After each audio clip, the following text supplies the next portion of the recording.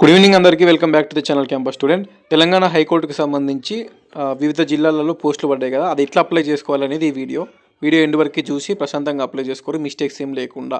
And February 13 last date ఉంది కాబట్టి so మీరు నార్మల్గా టెన్షన్ ఏం లేదు, అప్పటిలోపు ఎప్పుడైనా చేసుకోవచ్చు.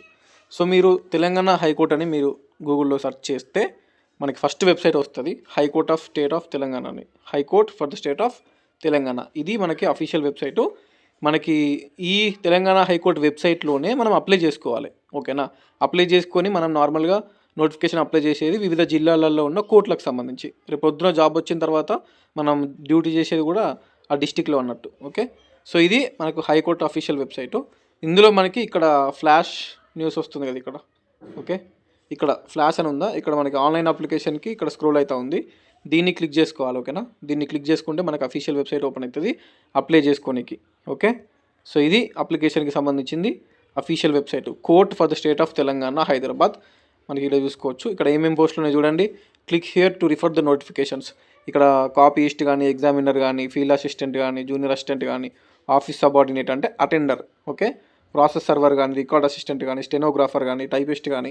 ఇక్కడ నార్మల్గా టైపిస్ట్ సర్టిఫికేట్ కావాలి, కాపీయిస్ట్ కూడా సర్టిఫికేట్ కావాలి, మీకు నార్మల్గా స్టెనోగ్రాఫర్ గ్రేడ్గా కూడా సర్టిఫికేట్ కావాలి. ఈ 3 పోస్టులకి తెలంగాణ గవర్నమెంట్ సంబంధించిన సర్టిఫికేట్ ఉండాలి, టైపింగ్ సర్టిఫికేట్.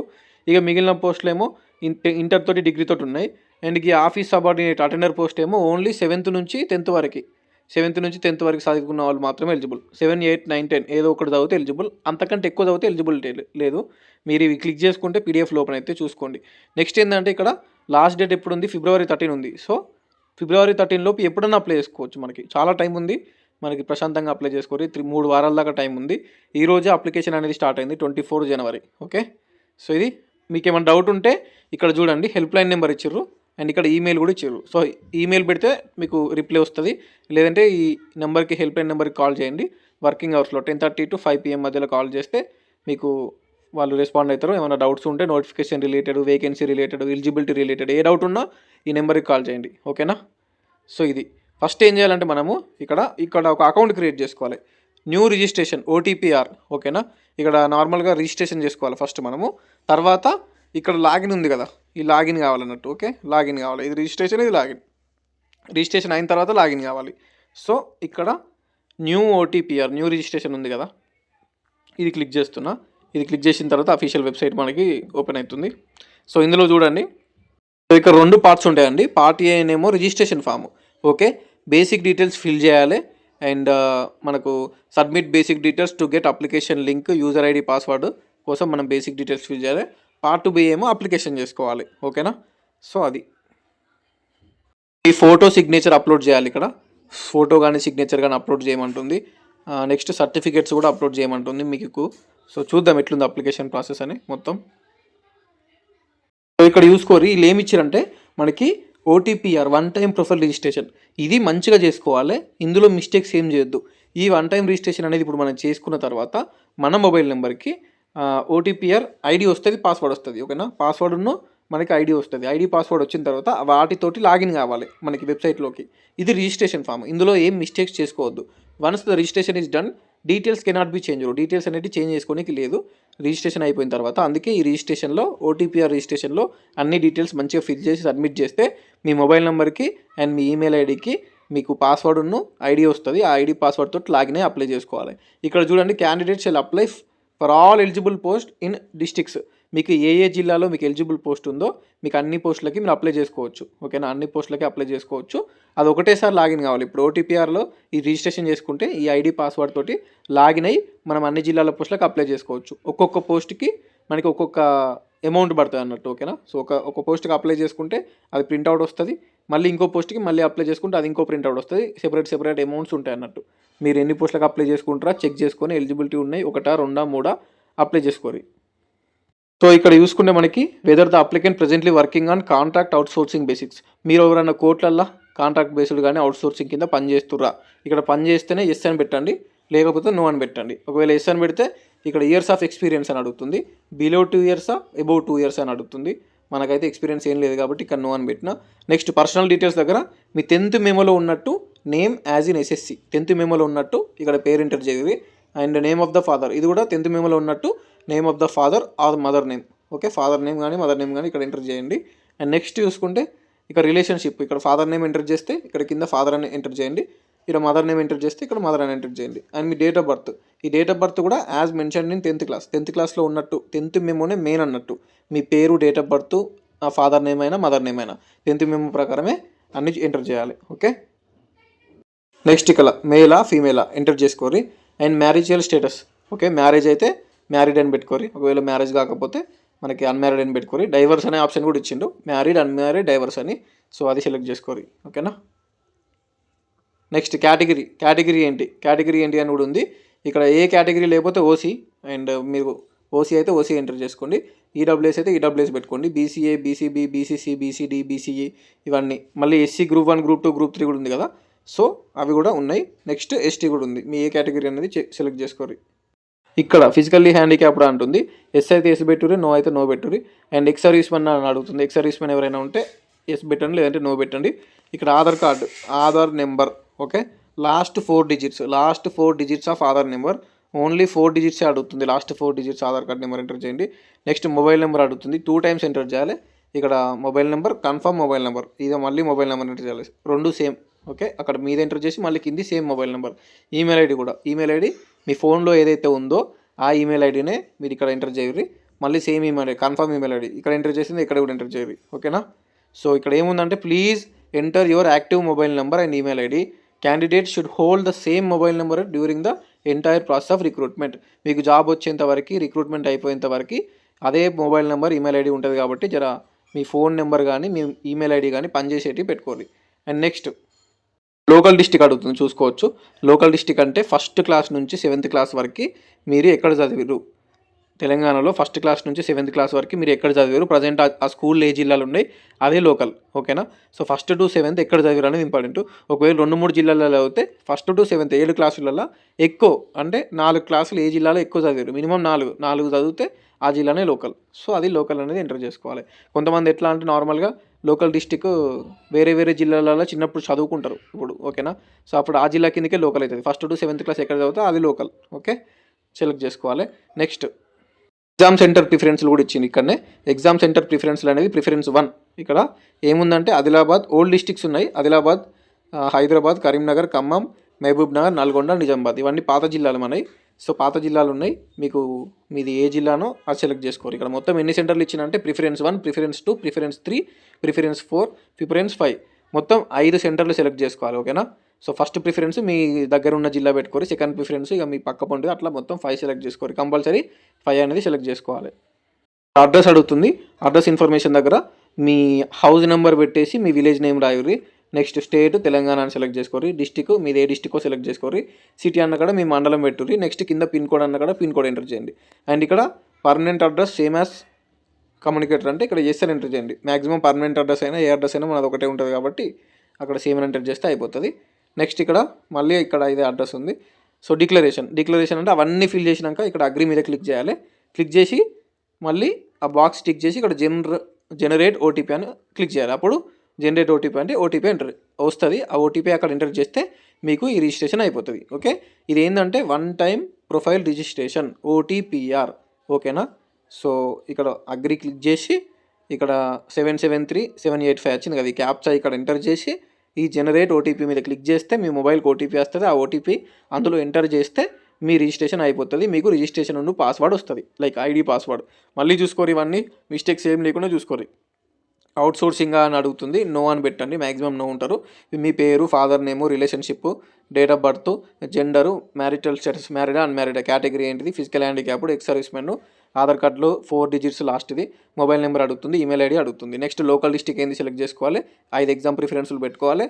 అడ్రస్ కమ్యూనికేషన్, మీ అడ్రస్ ఎంటర్ చేయాలి కరెక్ట్గా. ఓకే, నెక్స్ట్ డిక్లరేషన్ పెట్టి జనరేట్ ఓటీపీ క్లిక్ చేయాలి. ఇది ఓకేనా. సో ఇక్కడ చూసుకుంటే డీటెయిల్స్ అన్నీ ఎంటర్ చేసినాక ఓటీపీ అడుగుతుంది. ఎంటర్ ఓటీపీ అంటుంది సబ్మిట్ చేసినాక. ఇక్కడ ఓటీపీ ఎంటర్ చేసి వ్యాలిడేట్ ఓటీపీ మీద క్లిక్ చేసుకోవాలి. ఒకవేళ మీకు ఓటీపీ రాకపోతే రీసెంట్ ఓటీపీ అనేది మనం క్లిక్ చేసుకోవచ్చు. మళ్ళీ ఓటీపీ వస్తుంది. ఓటీపీ వస్తే ఓటీపీ ఎంటర్ చేసి ఇక్కడ వ్యాలిడేట్ ఓటీపీ మీద క్లిక్ చేయుర్రి. So OTP has been validated successfully అని పడ్డది. ఓకే, మళ్ళీ ఇక్కడ రీవెరిఫై మీద క్లిక్ చేయుర్రి. సో రీవెరిఫై మీద క్లిక్ చేస్తే ఇక్కడ మీ డీటెయిల్స్ ఏదైతే ఎంటర్ చేసిరో అవన్నీ ఇక్కడ వస్తాయి. అవన్నీ కరెక్ట్ ఉన్నాయా లేదా అని, కరెక్ట్ ఉంటే ఈ బాక్స్లన్నీ టిక్ పెట్టాలి కరెక్ట్ ఉంటాయి. ఓకేనా, ఈ డీటెయిల్స్ డేట్ ఆఫ్ బర్త్ కానీ ఈ పేరు కానీ ఇవరి దాకా మీరు ఫిల్ చేసినవి అన్నీ వస్తాయి. అదన్నీ కరెక్ట్ ఉంటే ఇక్కడ బాక్స్లన్నీ టిక్ పెట్టుకోవాలి. ఓకేనా, మిస్టేక్స్ ఏం లేకపోతే టిక్ పెట్టాలి. ఓకే, సో ఇక్కడ ఇవన్నీ బాక్సులు టిక్ పెట్టిన తర్వాత రిజిస్టర్ మీద క్లిక్ చేయాలి. రిజిస్టర్ దీని మీద క్లిక్ చేస్తే మీకు రిజిస్ట్రేషన్ అవుతుంది. ఇక్కడ అడుగుతుంది the information one submitted cannot be modified. ఒకసారి సబ్మిట్ చేస్తే మళ్ళీ మోడిఫై చేయరాదు. Click on okay if you have verified the information to be correct. అంత కరెక్ట్ ఉంటేనే ఓకే క్లిక్ చేయాలి, మళ్ళీ ఏమైనా మోడిఫై చేయడానికి రాదు. ఓకేనా, సో అంత ఓకే ఉంటే ఓకే మీద క్లిక్ చేయాలి, రిజిస్ట్రేషన్ అవుతుంది. సో ఇక్కడ చూసుకోవాలి, నార్మల్గా మనకి అది సబ్మిట్ అయిపోయిన తర్వాత రిజిస్ట్రేషన్ అయిపోయిన తర్వాత ఇక్కడ గో టు అప్లికేషన్ అని వస్తుంది, లాగౌట్ అని వస్తుంది. మనం గో టు అప్లికేషన్ క్లిక్ చేసి అప్లై చేసుకోవాలి. ఇక్కడ ఓటీపీఆర్ నెంబర్ అంటే రిజిస్ట్రేషన్ కంప్లీట్ అయిపోయింది, మీ డీటెయిల్స్ అన్ని పడతాయి. ఓటీపీఆర్ నెంబర్ కూడా వస్తుంది అండ్ మీ డీటెయిల్స్ పడతాయి. ఇక్కడ పైన గో టు అప్లికేషన్ అని ఉంటుంది. ఈ go to qualification details go to qualification ఇది క్లిక్ చేసుకుంటే మనము అది చూసుకోవచ్చు. సో ఇక్కడ ఇన్స్ట్రక్షన్స్ చూపిస్తుంది. Select post judicial district, fill the application. Post select చేసుకొని డిస్ట్రిక్ట్ సెలెక్ట్ చేసుకొని ఏ డిస్ట్రిక్ట్ అప్లై చేస్తున్నావు, నీ డిస్ట్రిక్ట్లో పోస్ట్ ఉంటే నీ డిస్ట్రిక్ట్కి అప్లై చేసుకో, లేదంటే వేరే డిస్ట్రిక్ట్లో పోస్ట్ ఉంటే వేరే డిస్ట్రిక్ట్ సెలెక్ట్ చేసుకొని వేరే డిస్ట్రిక్ట్లో పోస్ట్కి అప్లై చేసుకో. అప్లికేషన్ ఫామ్ ఫిల్ చేయి, పాస్పోర్ట్ సైజ్ ఫోటో సిగ్నేచర్ అనేది అప్లోడ్ చేసుకో, submit the application form submit చేసుకో. డబ్బులు కట్టాలి, 600 400 అప్లికేషన్ ఫీజు ఉంటుంది, కట్టి అది పేమెంట్ చేసుకోవాలి. మనం యూపీఐ వద్దండి, గూగుల్ పేలు ఫోన్పేలు కాకుండా debit card, ATM debit card ఉంటుంది కదా, మీ దగ్గర ఏటీఎం కార్డు ఉంటే ఏటీఎం కార్డ్ తోటి చేయండి, ఏటీఎం నెంబర్ తోటి. అదంతా అయిపోతే మీకు ఏమైనా డౌట్ ఉంటే కాంటాక్ట్ హెల్ప్ డెస్క్ 040236889394 040236889394. ఇది హెల్ప్ లైన్ నెంబర్. డౌట్ ఉంటే దీనికి కాల్ చేసి ఏ డౌట్ ఉన్నా కూడా నోటిఫికేషన్కి సంబంధించి అడుగుర్రి. ఓకేనా, ఇక్కడ ఫస్ట్ పేజ్లో మనకి ఏమొచ్చిందంటే అప్లికేషన్ డీటెయిల్స్ ఇవరిదాకా మనం ఫిల్ చేసినవి అన్నీ వచ్చినాయి.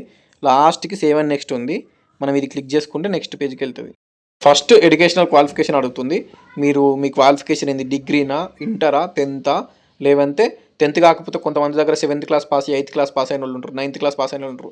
వాళ్ళు ఫస్ట్ ఆప్షన్ సెలెక్ట్ చేసుకోరు. ఓకే, లేదు అంటే నార్మల్గా 10th ఉంది అంటే సెకండ్ ఆప్షన్ 10th లేదా inter, third option inter, fourth option degree అని ఉంది. సో దాన్ని బేస్ చేసుకొని సెలెక్ట్ చేసుకోరు. ఇక్కడ మీకు 3 ఆప్షన్స్ ఇచ్చిందండి టైప్ ఆఫ్ స్టడీ అనేది. రెగ్యులర్ స్టడీనా, ప్రైవేట్ స్టడీనా, ఓపెన్ స్కూలింగ్ కానీ. నార్మల్గా రెగ్యులర్ స్టడీ అయితే రెగ్యులర్ స్టడీ ఇక్కడ మనం ఎంటర్ చేసుకోరు. ప్రైవేట్ స్టడీ, ఓపెన్ స్కూలింగ్ ఇది నార్మల్గా మనకి ఉండదు. ఎవరైనా ఓపెన్ 10th చేసిన వాళ్ళు, ఓపెన్ డిగ్రీ చేసిన వాళ్ళు ఉంటే ఓపెన్ స్టడీ అనేది పెట్టుకోరు. ఇక్కడ నేను ఏం చేసిన, ఎడ్యుకేషనల్ క్వాలిఫికేషన్ దగ్గర గ్రాడ్యుయేషన్ సెలెక్ట్ చేసుకున్నా, కిందనేమో రెగ్యులర్ డిగ్రీ అని పెట్టిన, రెగ్యులర్ స్టడీ అని చెప్పిన. మొత్తం ఫస్ట్ క్లాస్ నుంచి అడుగుతుంది. ఫస్ట్ క్లాస్ ఏ డిస్టిక్, స్కూల్ నేమ్ ఏంది, ఇయర్ ఆఫ్ పాసింగ్ ఏంది. సెకండ్ క్లాస్ ఏ డిస్టిక్లో చదివినా, కొత్త డిస్టిక్ల ప్రకారం ఎంటర్ చేసుకోవాలి. ఓకేనా, సో కొత్త డిస్టిక్స్ ప్రకారం మీ స్కూల్ ఎక్కడ ఉంది అనేది సెలెక్ట్ చేసుకోరి.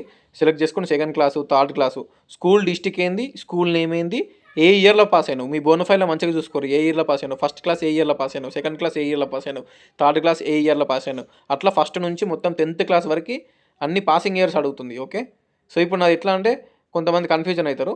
సో ఇప్పుడు 9th క్లాస్ 10th క్లాస్ కూడా పాసింగ్ ఇయర్ అడుగుతుంది.